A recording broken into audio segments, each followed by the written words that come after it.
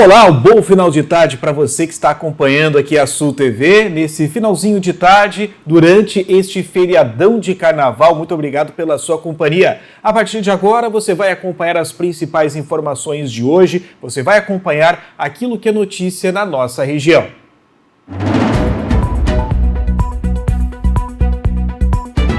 E nós vamos conversar então com Wilson Jacobsen, ele que é engenheiro de computação e pós-graduado em inteligência artificial.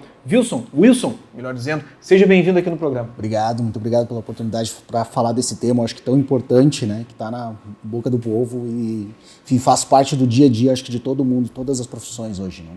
Bom, aí é que tá, né, o que é inteligência artificial? Hoje em dia você muitas vezes recebe um vídeo pela internet, você não sabe se ele é ou não é, muitas vezes tem essa dificuldade. Muitas vezes alguns perfis no Instagram também divulgam uma série de materiais, a gente já não sabe mais hoje em dia o que é o que não é.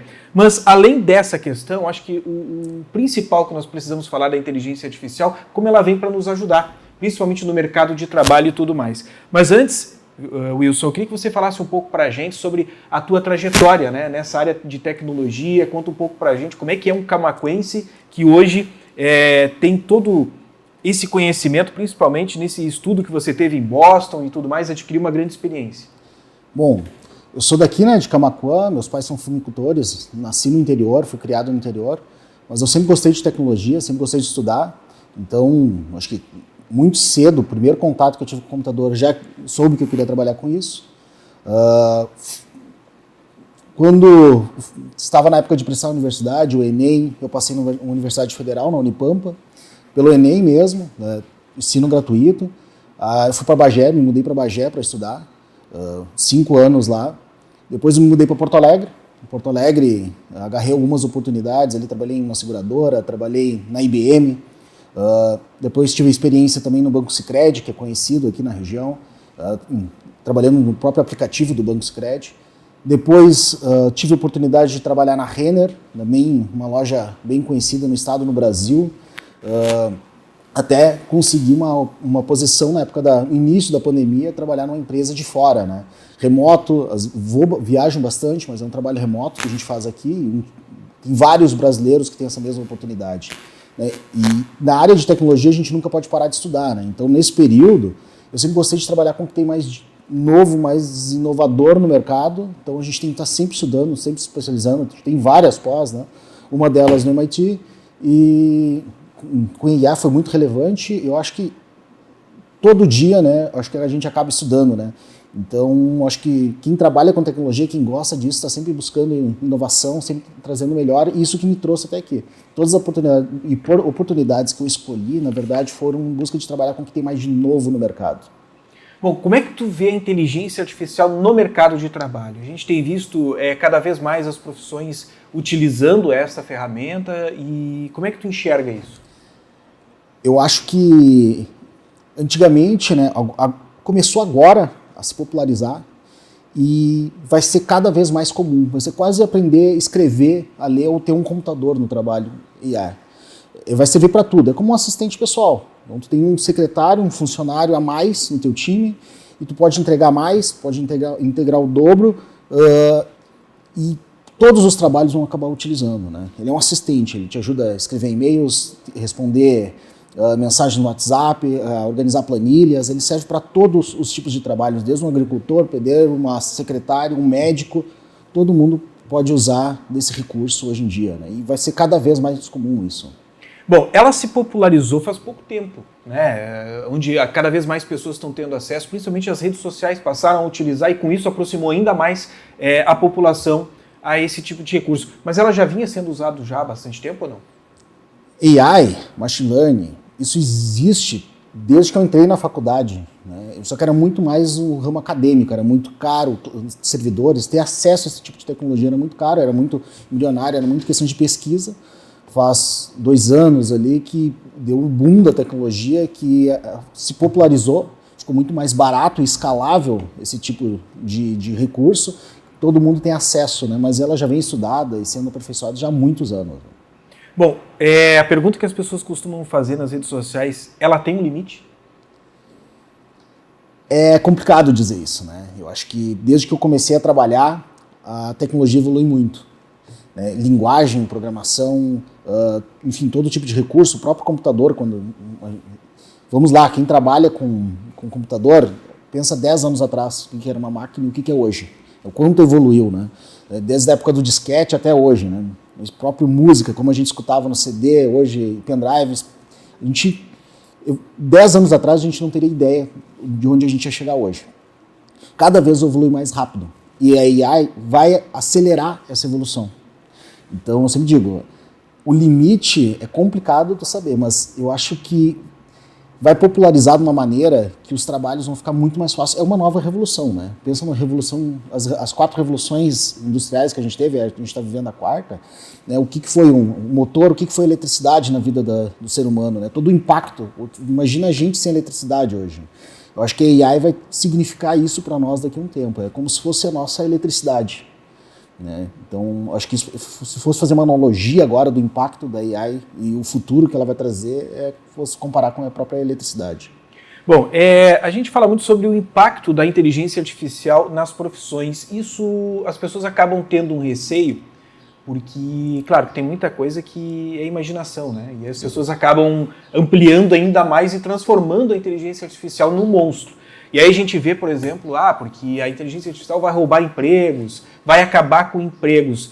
Tu analisa dessa forma ou ela vai adequar novas profissões? Boa pergunta. Eu acho que a gente tem que ter medo da inteligência artificial se a gente não usa ela, se a gente não estudar ela. Ela vai roubar, sim, empregos de quem não buscar entender, quem buscar usá-la, né? Eu vou fazer um exemplo, vou dar um exemplo.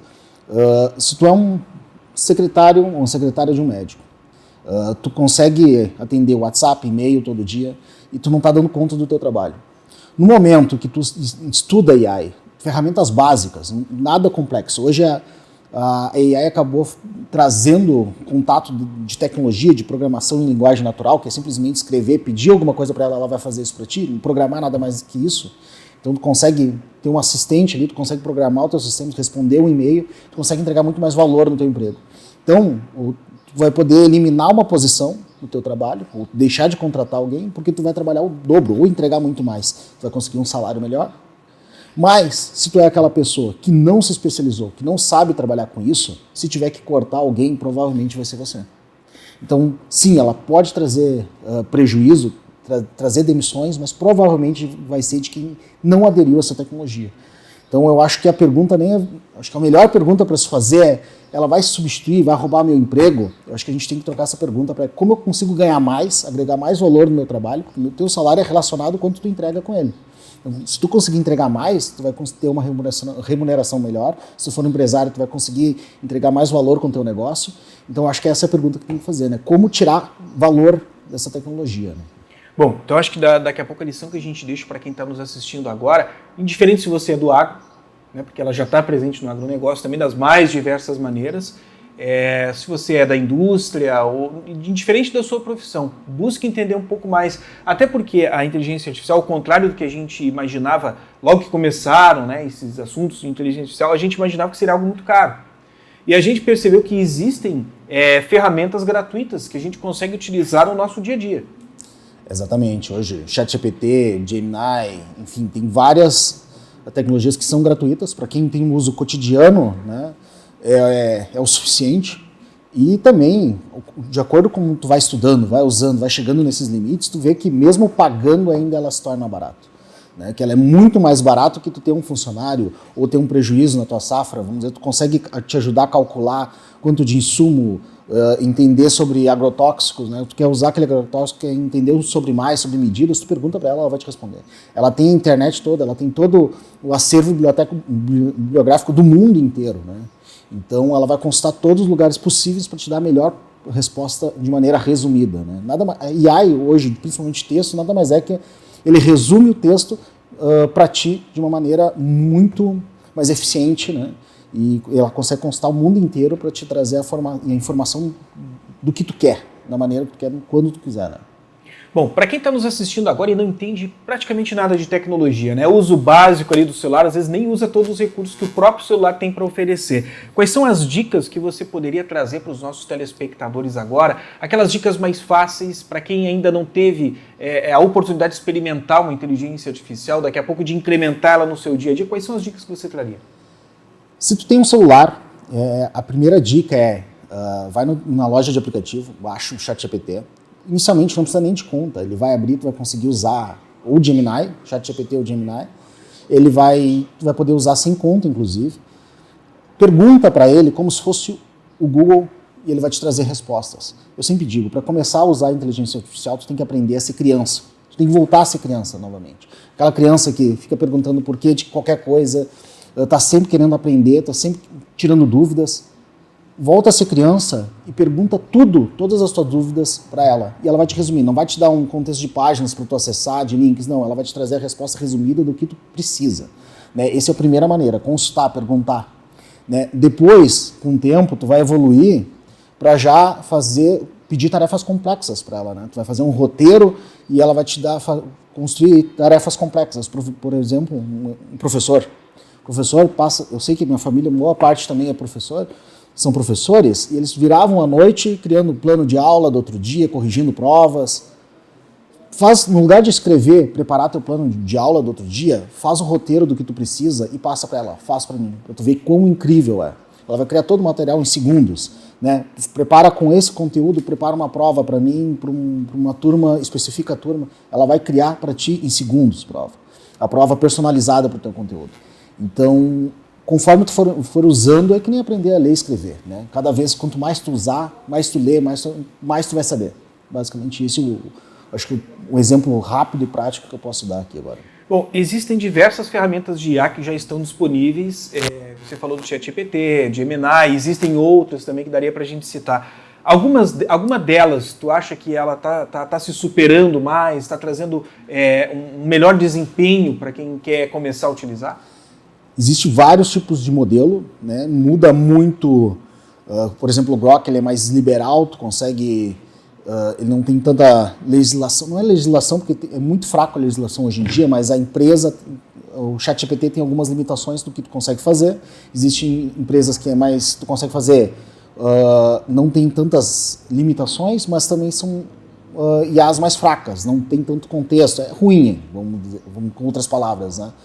O ChatGPT e o Gemini é o que tem hoje, para mim, pelo menos no meu trabalho, meu cotidiano, trazem as melhores respostas com melhor custo-benefício até, né? Porque tem um plano gratuito, enfim, eu acho que é o que tem de melhor hoje. Consegue criar imagens, vídeos também. O Gemini consegue criar vídeos na versão gratuita, inclusive. Então, acho que essas duas ferramentas, para começar, é o suficiente. A outra que você citou é o Grok. Exato, o Grok. E ele é gratuito também? Tem a versão gratuita. E tu acha que ele pode acabar entregando um pouco mais ou não vai dar muita diferença? Não, ele não tem tanta limitação.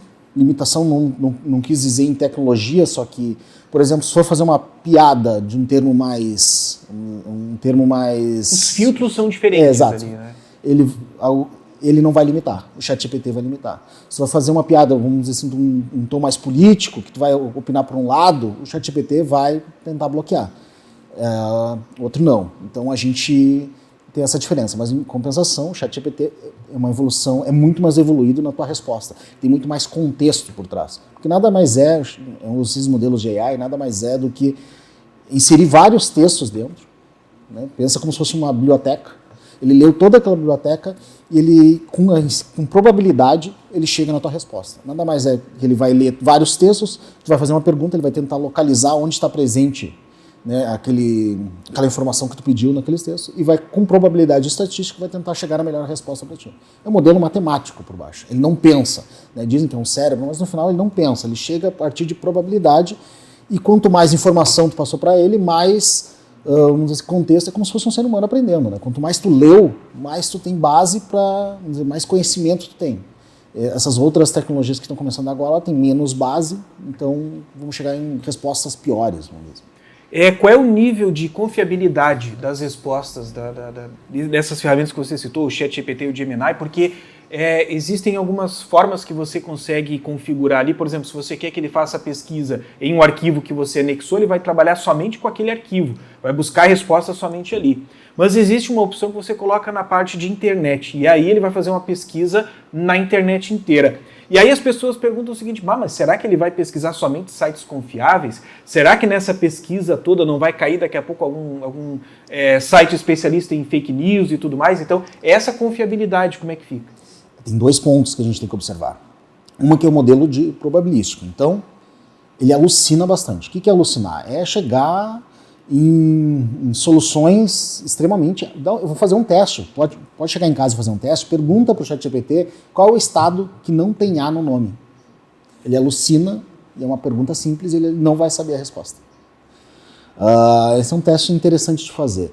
E também tem um lado de que ele é ensinado por seres humanos, né? Então, se ele está consultando a internet, o próprio fora a internet, ele foi ensinado por seres humanos. Foram seres humanos que foram lá e alimentaram com livros, artigos científicos, mas não necessariamente esses artigos estão corretos, né? E quando tu abre para a internet é pior ainda, ele se alimenta por todas as páginas, não tem filtro.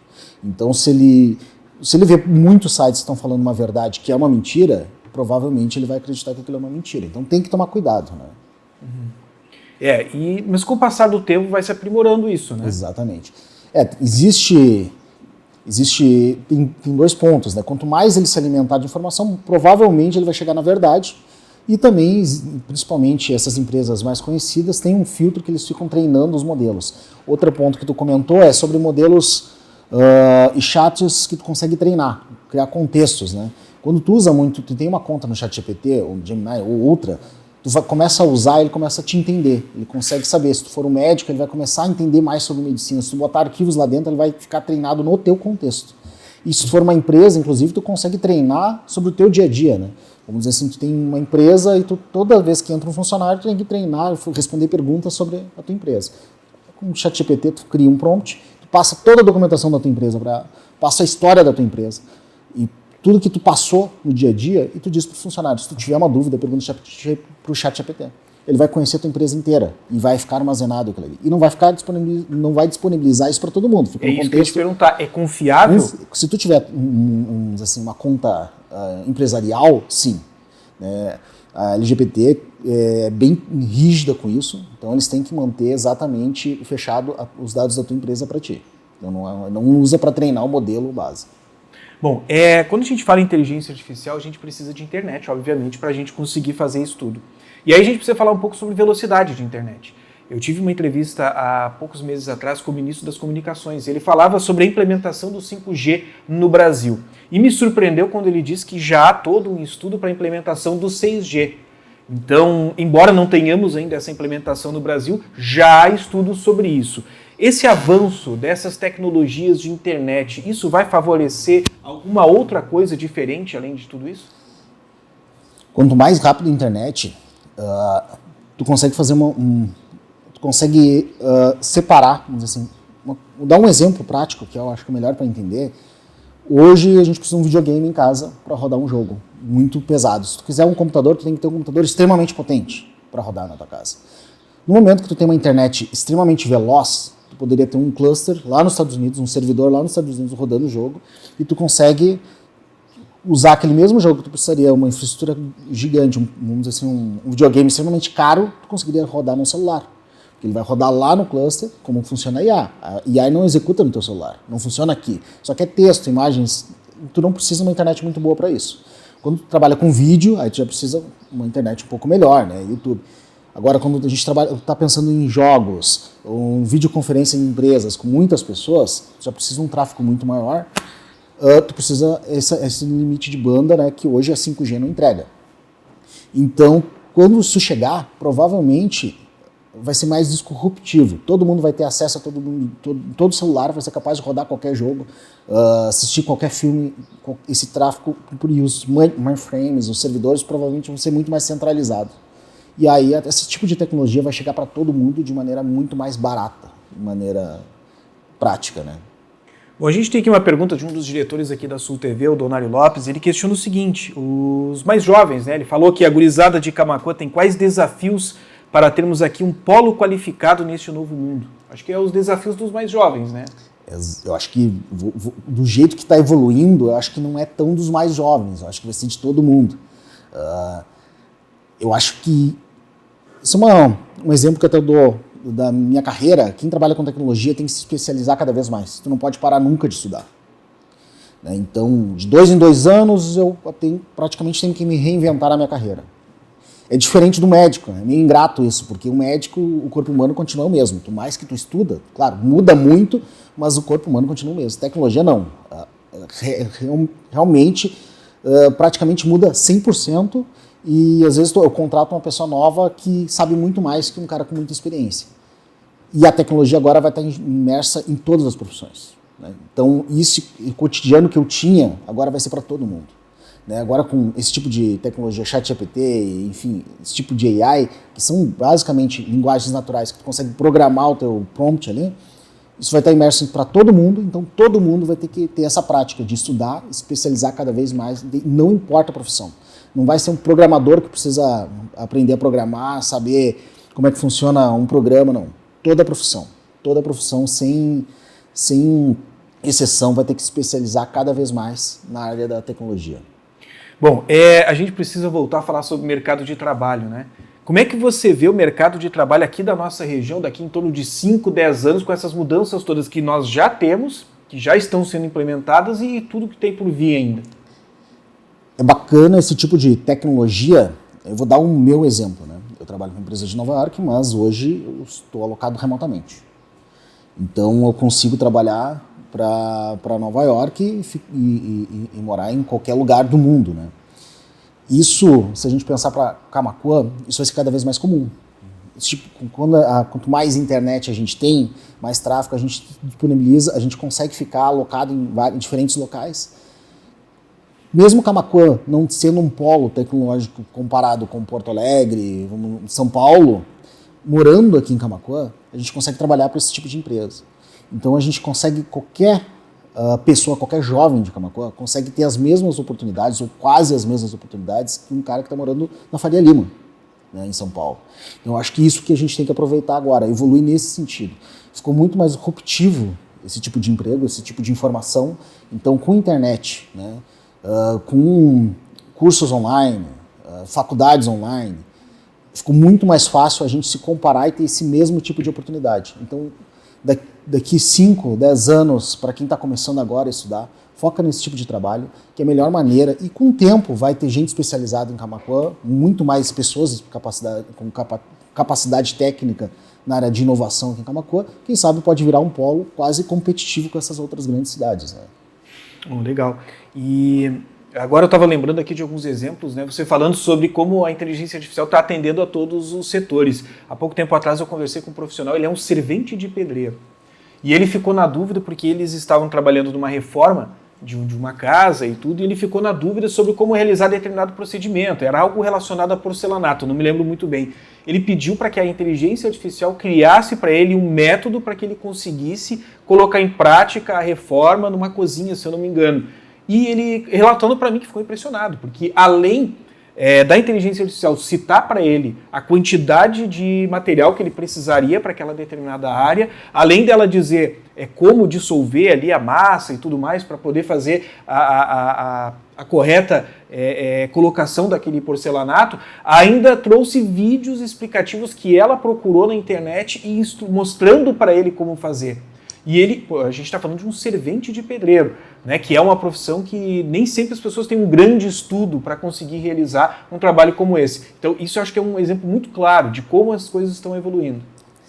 Um bom exemplo, acho que esclarece como está imerso em todas as profissões, literalmente em todas as profissões. Tu consegue reduzir o teu gasto com materiais, porque ela consegue calcular para ti com uma precisão cirúrgica.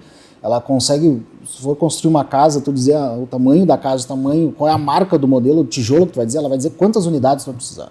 Ela consegue fazer esse cálculo que um engenheiro formado teria dificuldades, né? Ela consegue fazer isso para ti. Então, ela pode ser usada por qualquer um, o tempo inteiro. Desde para fazer uma receita, né? Eu quero inovar hoje na cozinha, né? Quero aprender a fazer um prato que eu vi na internet. Tu diz o que é, ou descreve qual é o prato que tu viu, que ela vai tentar achar o prato e te trazer a receita, te explicar passo a passo, te trazer vídeos. ela pode ser útil para qualquer um, qualquer lugar. Outro ponto, a gente fazer uma comparação bem rápida, é uma biblioteca que a gente tem acesso com todos os livros do mundo, todos os artigos científicos do mundo, né, que tu não vai precisar ler o livro todo para ter uma resposta. Antigamente, tu tinha que ir numa biblioteca, passar dias lendo um livro para saber um determinado assunto. Hoje, a inteligência artificial lê para ti e resume para ti, te dá a informação que tu quer. Né? Então, é uma ferramenta que a gente tem que saber usar e tem que usar cada vez mais.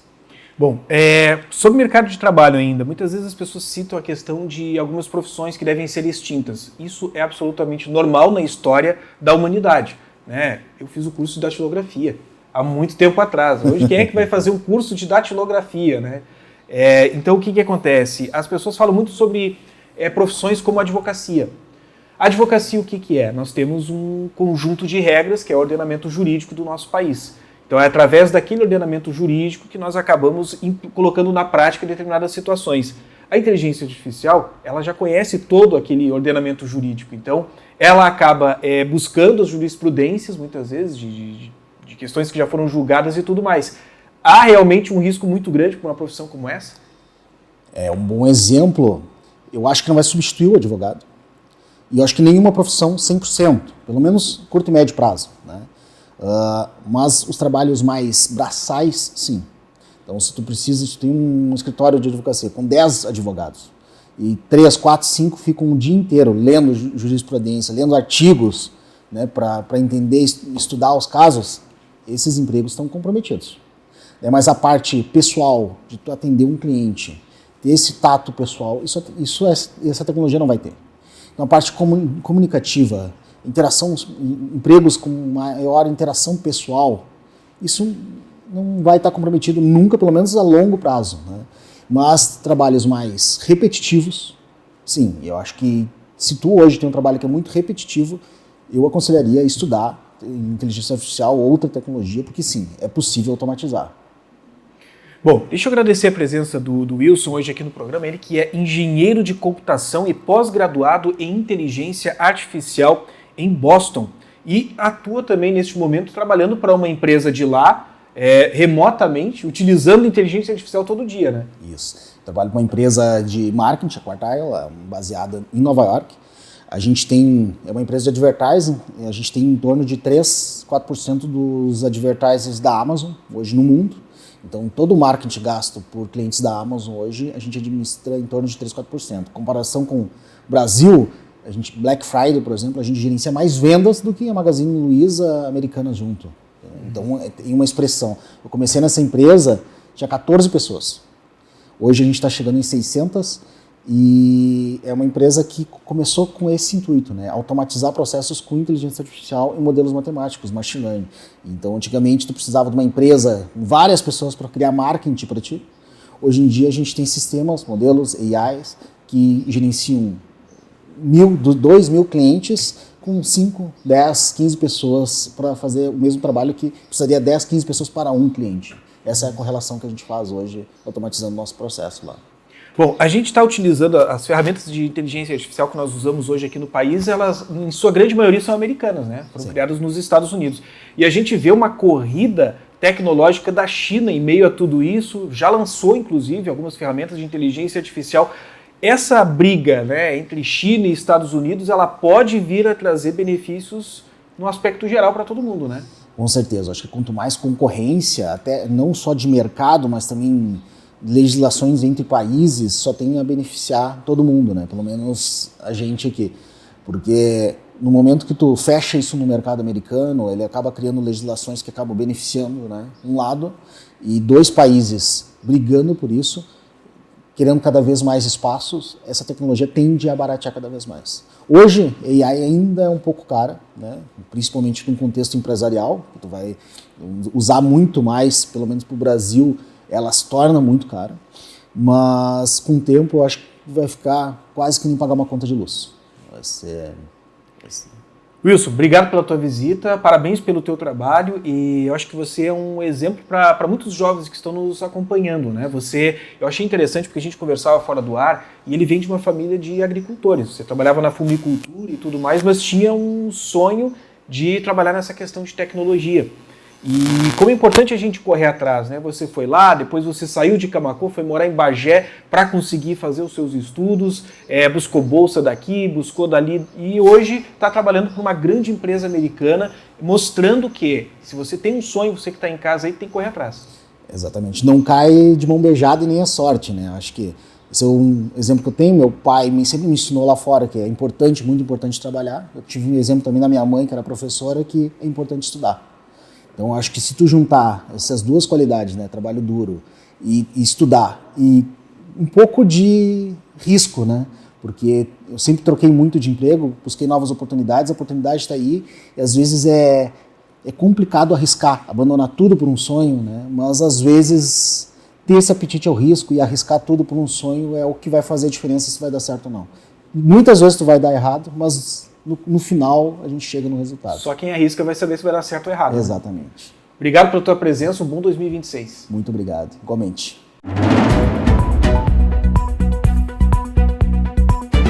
Vamos mudar de assunto agora para falar sobre saúde. Eu fico feliz porque nós vamos conversar neste momento sobre os trabalhos que estão sendo realizados no município de Camaquã no combate ao Aedes aegypti. E para isso, eu recebo a visita do Fabiano Martins, ele que já esteve participando em outras oportunidades aqui do nosso programa, falando também sobre saúde, ele que hoje é o coordenador técnico do programa do controle do Aedes aegypti aqui na cidade de Camaquã.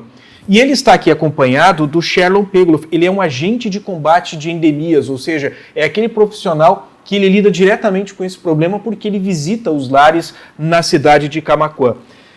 A gente vai começar falando sobre como é que está esse ano de 2026 aqui no nosso município, como é que está esse trabalho que vocês estão realizando e o que vocês estão encontrando aqui no nosso município. Sejam bem-vindos.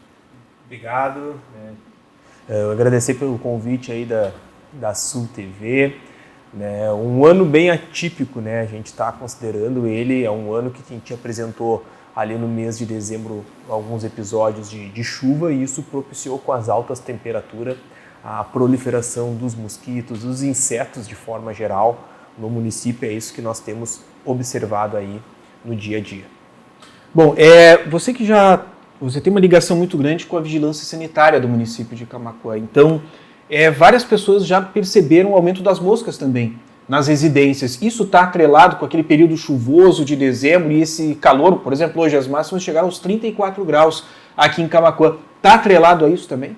Sim, sim. A condição climática é um fator, né, extremamente importante, tanto no controle, né, quanto na proliferação, na diminuição quanto, né, na proliferação. E isso a gente observa no dia a dia, a questão do Aedes aegypti, né, até agora, né, no mês de janeiro, nós já fizemos identificação de 599 larvas no nosso laboratório de entomologia do município. Isso demonstra, né, que está havendo uma grande proliferação no município, né, e isso, né, a gente precisa estar conversando com a comunidade e alertando sobre as medidas de precaução e aquilo que a gente vem fazendo para evitar a proliferação do mosquito no município. Mais de 500 análises em larvas aqui no município de Camaquã. Qual é o resultado na maioria desses testes? A grande maioria elas são mosquitos que não têm interesse para a saúde pública, né? São outras espécies, mas nós temos ali uma boa quantidade, significa mais ou menos 15% delas são Aedes albopictus, que é um primo do Aedes aegypti, se assim podemos falar, né? Que também ele é muito parecido e o que assusta muitas pessoas pela similaridade com o mosquito Aedes aegypti. Ele está, né, e o que nos causa uma preocupação é porque é um mosquito que se desenvolve no mesmo ambiente do Aedes aegypti. E não apenas é parecido, mas como também ele se desenvolve no mesmo ambiente. Por isso, a gente precisa estar atento e orientando as pessoas. Esse outro mosquito que você identificou como primo, né, do Aedes aegypti, até mesmo pela similaridade, há alguma comprovação de que ele carrega algum tipo de doença? Na América do Sul, não, mas na África existem relatos que ele é capaz de transmitir, sim, algumas doenças. Mas para nós, o importante é o quê? Onde há o Aedes albopictus é o mesmo ambiente onde pode se desenvolver o Aedes aegypti. Então, por isso que nós, né, damos importância em identificar ele no nosso laboratório e aquelas pessoas que, porventura, acharem na sua casa, né, pode com uma foto boa, né, nós conseguimos identificar, ou levando uma amostra até lá, onde nós estamos localizados no antigo prédio da Fundasul, que a gente pode estar fazendo a identificação da espécie correta. A pergunta que os nossos telespectadores devem estar se fazendo neste momento: nesse ano de 2026, já foram encontrados focos do Aedes aegypti em Camaquã? Sim, identificamos um foco, né, no centro da cidade, em um estabelecimento comercial, que para nós é um ponto estratégico, e a gente já tomou as medidas, né, com aplicação, com orientação primeiramente ao responsável, né, fazendo a delimitação da região e aplicando também um inseticida para evitar a proliferação desse mosquito. Bom, quando você fala em centro da cidade, a gente lembra que em anos anteriores nós também tivemos focos do Aedes na área central. Esse foco que foi encontrado em 2026, ele já é um ponto reincidente desse tipo de problema? Quer comentar? O centro em si, ele está considerado infestado. Ele sempre é a região de Camaquã que a gente mais encontra mosquitos Aedes aegypti, seja pela circulação de carros que vêm de outro lugar, circulação de pessoas, a própria circulação de carga e descarga na região do centro. Vem pessoas de muitos lugares e acaba facilitando a chegada do mosquito dentro da cidade, né? O lugar em si já teve reincidência, né? Então é uma região onde a gente mantém bastante cuidado e a gente fez toda a aplicação do inseticida por uma técnica chamada BRI, que nós vamos estar falando depois sobre ela, e a gente fez toda a delimitação de foco na região, que o que seria? Nós fomos aos derredores, orientar as pessoas a respeito da presença do foco ali, orientar a respeito dos cuidados, né? E observar se tem larva, se não tem larva na região, se tem mosquito na região, e aplicar o inseticida quando necessário, e a gente faz também o controle com larvicida, que é um produto que a gente usa, que ele é colocado direto na água, onde tem a presença de larvas e coisa que acaba matando as larvas. Bom, existem estabelecimentos comerciais, não somente na área central, mas em toda a cidade, em que acaba tendo uma possibilidade maior. Por exemplo, borracharias, porque acaba tendo aquele acúmulo de pneus, às vezes até numa área coberta, mas acaba tendo ali um problema de água, alguma coisa nesse sentido.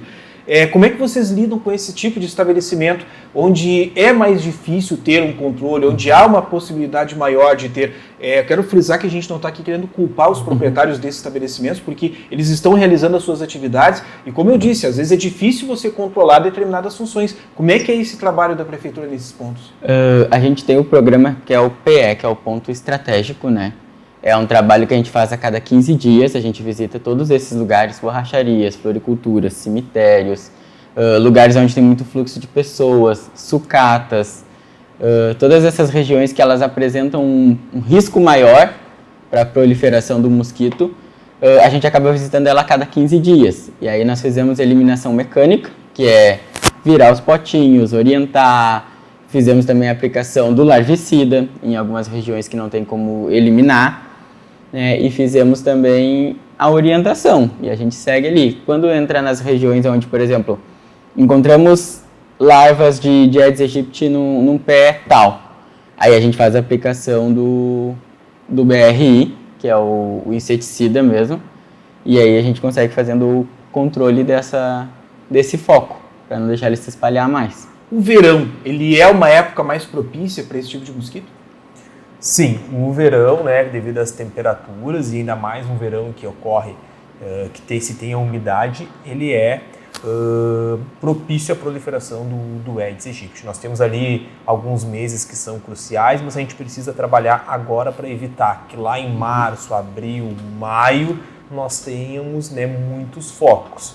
Então, esse momento agora, ele é crucial para que a gente evite. Lembrando que as larvas, os ovos, né, do Aedes aegypti, eles podem ficar, né, no seco viáveis até um ano, né, sobrevivendo. Então, é necessário que se tenha um cuidado, retirar esses objetos que possam estar acumulando água, né, da chuva, e também quando der algum foco, quando observar a presença de alguma larva, além de retirar a água, que se faça a escovação, né, desse recipiente. Como é que está a receptividade da comunidade camaquense na visita, né, dos profissionais que fazem esse trabalho de busca ativa pelos focos do mosquito Aedes aegypti? Porque eu lembro que lá, há muitos anos atrás, havia uma grande dificuldade, né? Havia uma resistência das pessoas em receber esses profissionais. Mas eles vão entrar, um funcionário da prefeitura entrando na minha casa, mas que história é essa? Por causa de um mosquito. Como é que está a receptividade hoje em dia? As pessoas já estão entendendo melhor a importância desse trabalho de vocês? Num contexto geral, a gente pode dizer que sim, melhorou muito a questão da receptividade. Ainda temos alguns pontos, algumas incidências assim de não permitir entrar e coisa, mas são muito mais pontuais do que eram antigamente, né? Existe sim hoje em dia uma receptividade muito maior e até acho que uma questão de o pessoal entender um pouco mais da situação, entender que em Camaquã já existe o mosquito da dengue, já existe a doença, então tipo, há um tempo atrás a gente entrava nas casas e eles falavam assim, não, mas aqui no sul não tem dengue, sabe? E agora a gente já com certeza já é mudado um pouco esse comportamento, né? Entenderam que sim, a prevenção é necessária, então a receptividade hoje em dia é muito maior, muito mais fácil de adentrar às residências. No ano passado, 2025, nós tivemos confirmações de casos de dengue aqui no município de Camaquã? Sim. Ano passado foram 3 casos de dengue, né, inferiores ao ano de 2024. Mas é importante salientar que outras áreas, né, apesar daqui da região Centro-Sul não ser uma área que tenha uma circulação sustentada da doença, mas a gente viaja diariamente, né, para Porto Alegre, né, para a região metropolitana e lá sim, lá se tem uma circulação, se tem casos, se tem óbitos e é importante que as pessoas estejam atentas, até porque quando a gente viaja, né, nós trazemos junto mosquito no nosso carro. Né? E esse mosquito ele pode estar infectado e vir aqui e acabar disseminando a doença. Quando nós temos confirmações de pacientes com o Aedes aegypti, com o dengue, melhor dizendo, né? Eu acabei confundindo aqui os nomes. Mas quando a gente tem a confirmação de pacientes com dengue aqui no município de Camaquã, quais são os procedimentos que são realizados? Eles são semelhantes àqueles que são realizados pela prefeitura quando há o descobrimento de um foco ou ele tem algo especial? Ele tem uma etapa anterior, né, que é a parte da investigação para identificar se essa pessoa, se ela estava no município, se ela fez alguma viagem, se ela esteve em algum outro local que possa ter sido uma área de contaminação.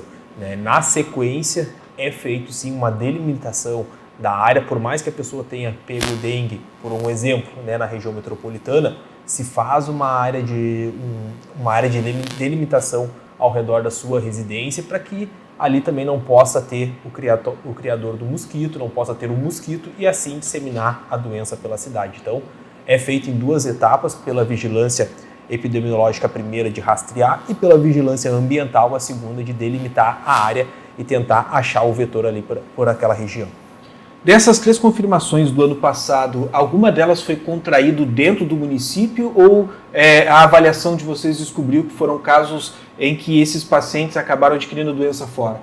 Os 3 pacientes eles tinham históricos de viagem, então a gente concluiu que não foi dentro do município. Nenhum deles evoluiu para óbito?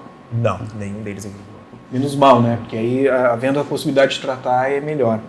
Bom, vamos falar um pouquinho sobre mitos e verdades do que a gente vê nas redes sociais, né? Principalmente aqui na cidade de Camaquã, as pessoas utilizam, daqui a pouco o Facebook seria a ferramenta mais utilizada para comentários entre a comunidade de Camaquã.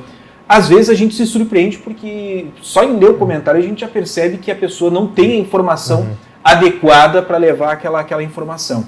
Mas eu vi há poucos dias atrás, em meio a alguns comentários, as pessoas dizendo que havia o risco de proliferação do Aedes aegypti naquele Lago da Foca, ali na Praça Dr. Donário Lopes. Realmente há esse tipo de risco ali? Qual é o cuidado que a Prefeitura tem em locais com uma água acumulada, como é o caso ali? Ali, ele tem o risco da proliferação sim do mosquito, porque ele tem bordas, ele tem a presença de água, mas ali o pessoal da manutenção da praça faz a limpeza. E toda vez que a gente está passando ali em algum trabalho no centro, coisa e tal, a gente passa ali já para observar se está sendo bem cuidado. Se tiver larva, alguma coisa, a gente orienta o responsável ali que está na manutenção da praça e levamos as larvas para o laboratório para ver se é qual tipo de mosquito que é. Em algum momento se detectou alguma larva do Aedes aegypti? No ano passado, do Aedes aegypti não, só de mosquitos normal, comum mesmo. Pô, menos mal, né? É. Tem algum outro espaço público também que haja um trabalho semelhante a esse? Na verdade, a gente faz o acompanhamento com BRI mesmo em todos os prédios públicos, escolas, hospital, creche, UPA, UBS, todos eles são monitorados e fazem o BRI, que é a aplicação do inseticida, né, que funciona como uma barreira já para o mosquito não se instalar naquela região. O BRI ele funciona como uma barreira de proteção, né, o inseticida fica preso ali na parede, vamos dizer assim, e ele dura até 6 meses, né? É o tempo estimado ali que dura. Se algum mosquito pousar ali nesse período, ele acaba morrendo. Então ele funciona como uma boa barreira de proteção.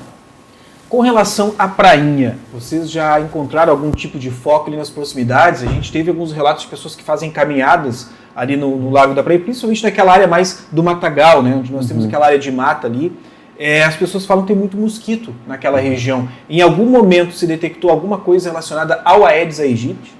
O Aedes aegypti ele não se procria em água assim, tipo lago, terra, uma poça d'água, porque ele precisa fixar os seus ovos, né? Ele tem uma forma diferente de proliferação do seu, de cuidado seu de desovar os seus ovos. O mosquito comum, por exemplo, ele funciona no esquema de jangada. O que seria isso? Ele bota o ovo em cima da água, um ovo preso no outro, e ali ele fica uma jangadinha de ovos, vai eclodir os ovos, vai virar mosquito. O Aedes aegypti não consegue fazer isso.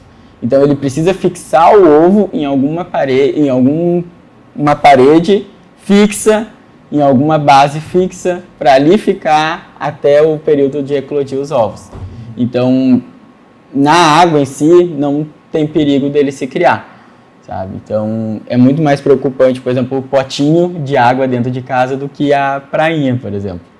Eu faço esses questionamentos justamente pelos comentários que a gente já viu nas Sim. redes sociais, e eu acho que a gente aproveita, né? Porque se há essa dúvida da população, a gente aproveita essa oportunidade para falar sobre esse tema. E eu acho interessante a tua fala de que a gente precisa ter mais cuidado com o potinho que fica no pátio da nossa casa, com uma tampa, por exemplo, de um refrigerante, do que com esses espaços, né? Nós temos histórico, né, de encontrar o Aedes aegypti em brinquedos de criança no pátio, em pedaços de lona, em tampas de garrafa, em pneus, em potinho da água do cachorro, atrás da geladeira, no vaso de flor. Então, são esses objetos que possuem superfícies lisas que são propícios à proliferação do Aedes aegypti. Aqueles locais, né, os lagos naturais, artificiais, que tem terra no fundo, eles não são propícios porque eles não têm a borda lisa. Por isso, né, locais como a prainha, não há a proliferação do Aedes aegypti. Eu acho que um grande dificultador do trabalho de vocês diz respeito a essa época de janeiro e fevereiro, que é uma época de verão. Muitas pessoas aproveitam esse período de férias para viajar e esses lares acabam ficando parados, ou seja, muitas vezes não tem ninguém ali, às vezes vai um familiar ali para cuidar de algum detalhe, mas não vai fazer não vai vasculhar o pátio. E aí dificulta, inclusive, o trabalho de vocês de visitar esses lares aí para detectar como é que está a situação, né? Sim, sim. É uma época do ano mais complicada, porque tipo, chega a época de férias, época de festas agora mesmo, as pessoas não cuidam, elas literalmente deixam, vamos dizer, de lado. Então, é importante, se vai viajar, fecha os ralos, fecha o ralo de dentro do banheiro, do box, fecha os ralinhos que tem na rua, né? Pode aplicar água sanitária dentro, pode botar telinha nos ralinhos, porque você vai ficar fora. Então, tipo, você não vai ter o controle sobre se vai ter água ou não. Então, recolhe tudo que possa ter água, deixa em área coberta e ralinhos, bote a telinha, né? E o do banheiro, de dentro do banheiro também precisa ser fechado, porque como não vai ser usado naquele período, a água que fica lá dentro pode gerar um recipiente para o mosquito botar o ovo. Em uma época normal, em que as pessoas tomam banho todos os dias, aquele ralinho do banheiro pode ter o Aedes aegypti, porque aí nós temos a circulação de água ali. Sim, a água circula, ele acaba não conseguindo. ali. Até porque também tem os produtos de higiene que vai indo lá e coisa e tal, então isso tudo vai dificultando. Tudo dificulta. Bom, Fabiano, a gente até estava conversando aqui fora do ar que o município de Camaquã ele tem um histórico de cuidado contra os mosquitos já há muito tempo, né?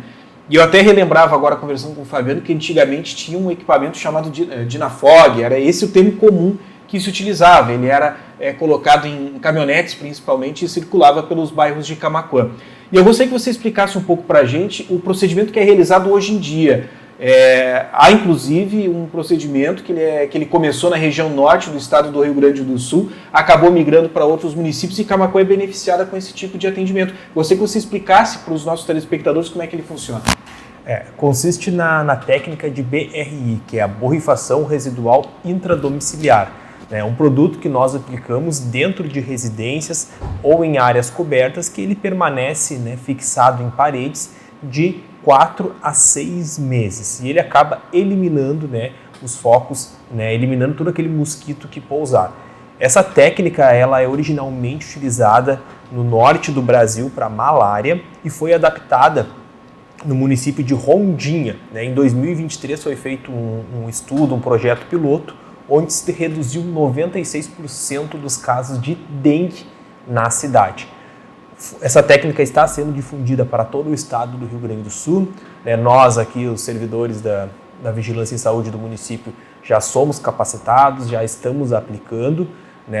O Sherlon é um dos técnicos aí responsáveis pela aplicação e a gente está observando ótimos resultados e nosso objetivo esse ano é aplicar em todos os prédios públicos, onde tem uma grande circulação de pessoas, como escolas, unidades de saúde, as rodoviárias, além de pontos estratégicos, como floriculturas, borracharias, cemitérios e também algum local que tenha foco. É uma técnica muito interessante, muito fácil de lidar e que tem apresentado ótimos resultados.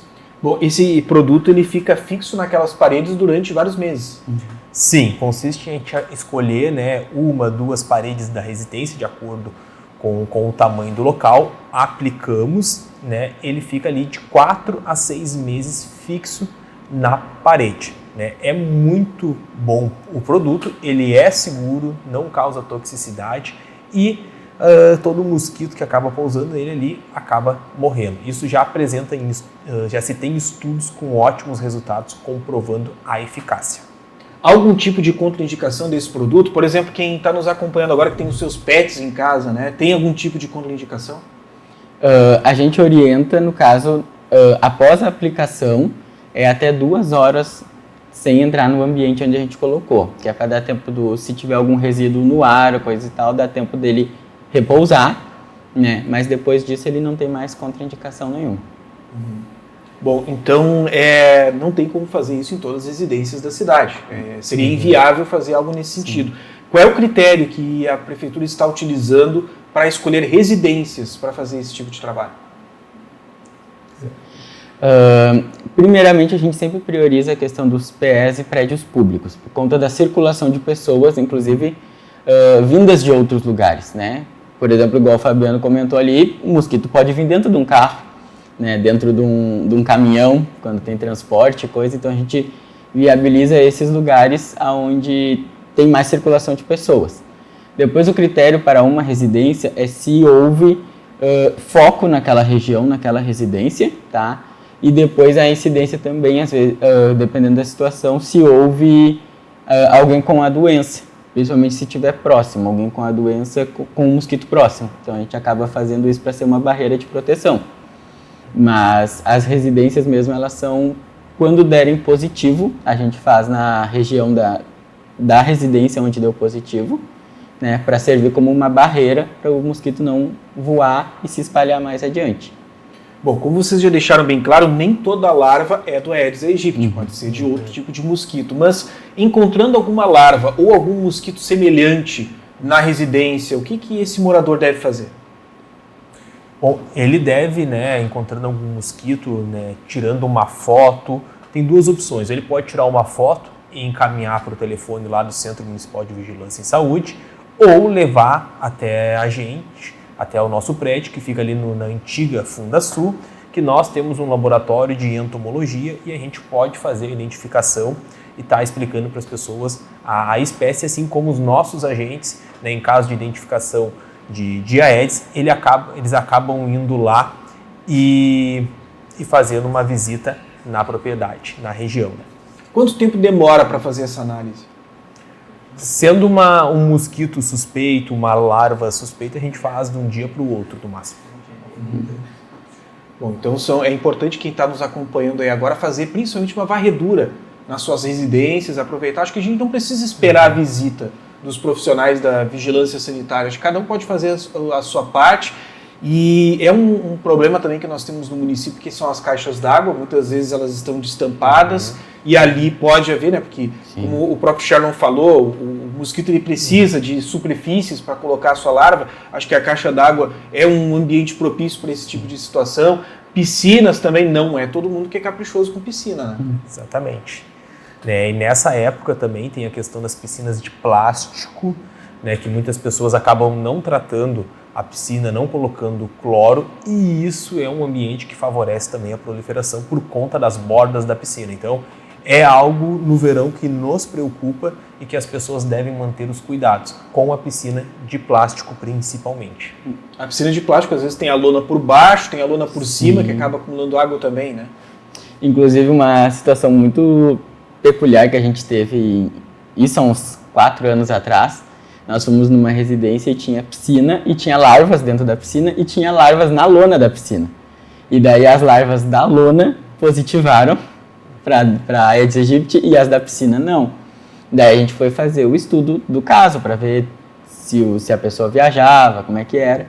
E a pessoa dona da casa era um caminhoneiro, e daí o que tudo indica é que os ovos do mosquito estavam presos na lona, e quando entrou em contato com a água, eles eclodiram, gerando as larvas. Porque, como já foi comentado, as larvas os ovos do mosquito, eles duram mais de 1 ano. Então, por exemplo, eu tenho a minha piscina de plástico montada lá. Eu desmontei ela agora no final do verão e tinha ovos do mosquito. Não eram as larvas, tinham os ovos. E eu não lavei a piscina, eu só desmontei e botei pro canto. Se ano que vem eu montar minha piscina e botar água dentro dela, os ovos eclodem. Então, esse é por isso que às vezes é muito difícil combater a questão das larvas, né? E coisa e tal, é complexo. É bem difícil lidar com essa situação. Bom, eu lembro que há um tempo atrás a Secretaria Estadual da Saúde divulgou um mapa sobre infestação do Aedes aegypti. Naquela oportunidade o município de Camaquã estava nesses municípios. A gente continua nessa situação? Sim, o município de Camaquã continua, se não me falha a memória, são 470, 370. São quase todos os municípios do estado do Rio Grande do Sul considerados infestados. Pouquíssimos municípios não estão. Algo que, se a gente olhar há 4, 5 anos atrás, era uma realidade completamente diferente. Mas Camaquã está infestado. Tá certo, vamos torcer para que esse ano de 2026 seja diferente, que a gente consiga sair dessa classificação, né? Nós temos uma perspectiva, inclusive, de começar algumas novas técnicas este ano, tudo que vem surgindo, né, de programas, de políticas públicas com relação ao controle do Aedes aegypti, nós em Camaquã implantamos. Esse ano nós já adquirimos boa parte do material para começar uma nova política, né, e assim que nós conseguirmos finalizar as compras, capacitar todos, a gente vai estar começando uma nova técnica aí de monitoramento na cidade e estaremos divulgando para que a população tenha conhecimento. Já dá para trazer um spoiler sobre essas novas técnicas, esses novos... É uma técnica chamada ovintrampa, né? Consiste em delimitar áreas e colocar armadilhas, né, a cada 300 metros de uma determinada área, né? Um exemplo, delimita o centro, a cada 300 metros tu coloca uma armadilha e tu verifica ali se tem ou não a presença dos mosquitos Aedes. Então, vai ser implantado no município, isso é algo que vem sendo trabalhado, onde nós vamos estar divulgando para a população, até porque a gente precisa que as pessoas, né, façam uma colaboração de receber nas suas casas, de colocar as armadilhas lá em um local que ninguém vai mexer, em um local seguro, para que assim a gente consiga fazer uma leitura correta do cenário e daquele ambiente. Aí nós deixamos de vasculhar, de pesquisar né, possíveis focos para montar locais, né, onde vai atrair o mosquito e ele depositar os seus ovos. Essas armadilhas são semelhantes àquelas que o município já implantou um tempo atrás? Não, essas são diferentes. Elas se utiliza-se como se fossem uns vasos de flor, né, uma paleta de alcatex, levedo de cerveja, se faz uma mistura ali para que se atraia a fêmea do mosquito para colocar os ovos. É algo diferente, né, que nós ainda estamos em fase final de aquisição e também de estudo para que a gente possa estar colocando, mas já está sendo amplamente utilizada, né, pelos municípios do Rio Grande do Sul. Bom, obrigado pela participação de vocês hoje, fundamental esse nosso bate-papo hoje, principalmente para alertar a nossa comunidade sobre os perigos do Aedes aegypti.